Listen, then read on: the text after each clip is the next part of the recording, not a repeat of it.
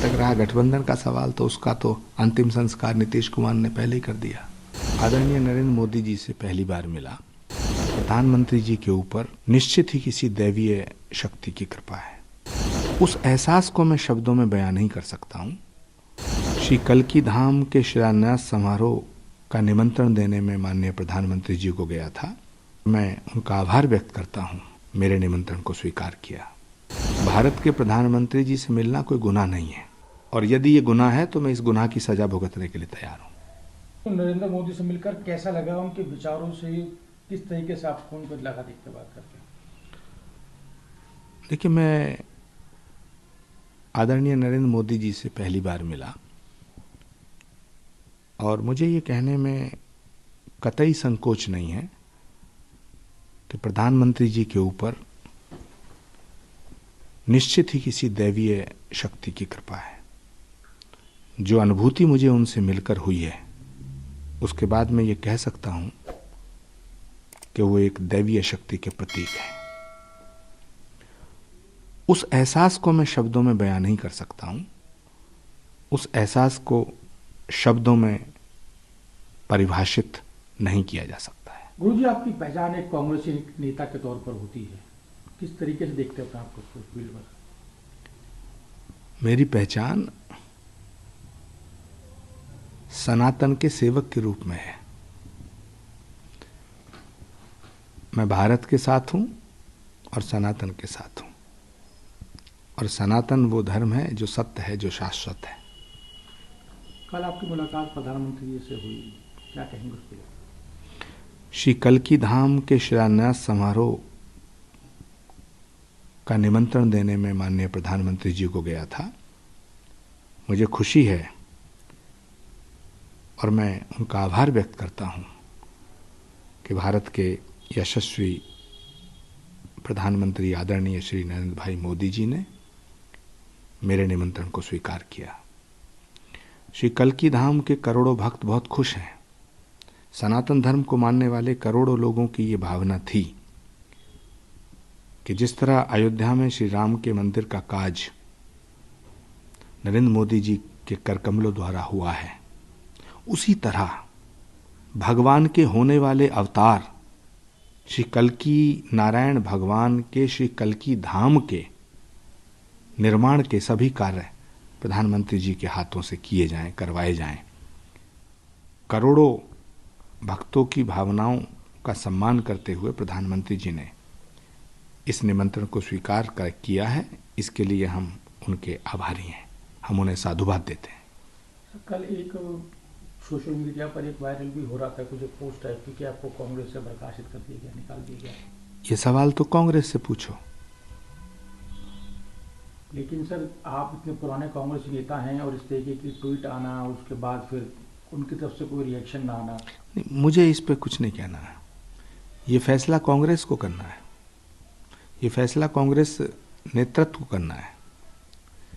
कुछ लोग सर ये भी कह रहे हैं कि ये आने वाला भविष्य दिख रहा है कि जब आप प्रधानमंत्री से मुलाकात कर रहे हैं, पहली बार आप लोगों ने मुलाकात की है, कहीं ऐसा तो नहीं कि आप कहीं चुनाव को देखते हुए भी मुलाकात करने जा रहे हैं? भारत के प्रधानमंत्री जी से मिलना कोई गुनाह नहीं है।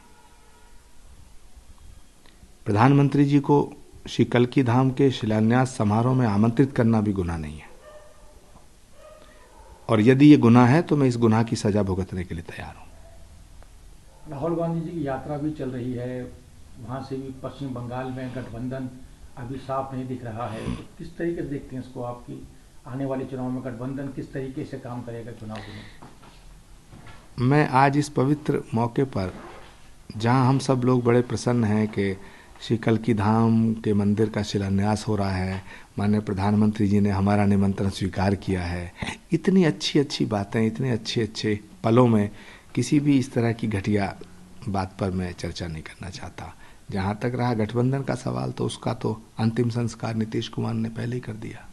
ज्ञानवापी मामले में भी अब वहाँ पे पूजा पाठ शुरू कर दिया गया है। मुस्लिम पक्ष एक तरफ इसका विरोध कर रहा है और वहीं दूसरी तरफ हिंदू पक्ष इस चीज़ को लेकर उत्साहित है कि वहाँ पर भगवान शिव की पूजा आराधना शुरू की जा रही है। देखिए, हमारे शास्त्रों में एक सूत्र आता है, प्रत्यक्षम किम प्रमाणम। यानी प्रत्यक्ष को प्रमाण की आवश्यकता नहीं होती है। और भारत एक बहुत बड़ा लोकतांत्रिक देश है, यहाँ एक न्यायपालिका है, न्यायपालिका पे भरोसा करना चाहिए। जो फैसला न्यायपालिका करेगी उसका हमें सम्मान करना चाहिए, परेशानी काहे की है। हेमंत सोरेन को भी लगातार ईडी का नोटिस, गिरफ्तारी, उठापटक शुरू हो गई है, तो इस तरीके की जो हरकतें हैं वो कैसे देखते हैं उसको आप आने वाले चुनाव में? अब कहीं लूट खसोट होगी तो एजेंसियां काम तो करेंगी। आदिवासी होने का मतलब ये नहीं है कि करोड़ों रुपए को लूट करके अपना घर बन लिया जाए। आदिवासी होने का मतलब ये है कि भगवान बिरसा मुंडा के सिद्धांतों पे चला जाए। आदिवासी होने का मतलब ये नहीं है कि आप करोड़ों रुपए लूटेंगे और ईडी आपके घर नहीं जाएगी। ये कैसी राजनीति है इस देश में? क्या हम भ्रष्टाचार का समर्थन करेंगे? क्या भ्रष्टाचार का समर्थन किया जा सकता है? तो आप मानते हैं कि सही कदम ईडी का कि उनकी गिरफ्तारी को लेकर, और सरकार भी वहां बदलने जा रही है? मैं ये नहीं कहता ईडी सही है ईडी गलत है। मैं कहना चाहता हूं भ्रष्टाचार करना गलत है। और इस देश में अदालत है, कोर्ट है, न्यायपालिका है, उस पर फेथ कीजिएगा, उसका सम्मान कीजिएगा, भरोसा रखिएगा। अगर आप निर्दोष होंगे तो आप छूट जाएंगे।